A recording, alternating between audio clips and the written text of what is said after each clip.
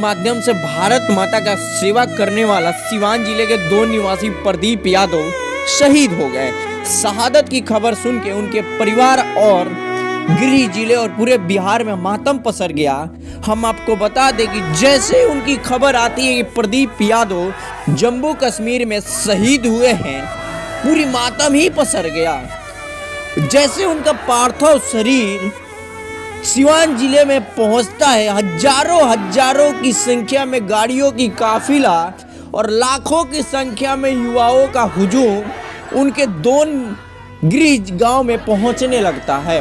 हम आपको बता दें कि ये सभी लोग पहुंच करके प्रदीप यादव अमर रहे नारों के साथ उनको सम्मान देते हैं। और इस भीड़ को आप देख करके समझ गए होंगे कि भारत माता का सेवा करने वाला अगर शहादत को प्राप्त करता है तो उसको किस प्रकार का सम्मान पूरे भारतवर्ष से मिलता है।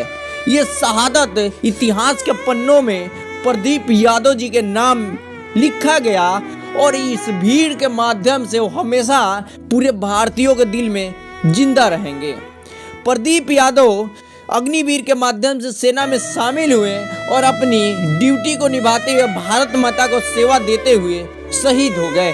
प्रदीप यादव का उम्र बहुत ही कम था और वो शहादत प्राप्त किए। क्षेत्र के तमाम नेता और संसद प्रतिनिधि अजय सिंह पहुंच कर क्षेत्रीय तमाम नेता जिले के पहुंच करके पुष्प अर्पित किए और अपना संवेदना जाहिर किए। हम आपको बता दें कि वीर सपूत भारत का प्रदीप यादव बहुत ही सौभाग्यशाली है कि भारत माता के सेवा में शहादत को प्राप्त किया और पूरे देश में इसके लिए नम आंखों से लोग श्रद्धांजलि अर्पित कर रहे हैं। प्रदीप यादव के लिए युवाओं में एक हुजूम था, प्रदीप यादव अमर है, प्रदीप यादव अमर है, भारत माता की जय नारों के साथ युवा उनके लास्ट अंतिम 2 घाट तक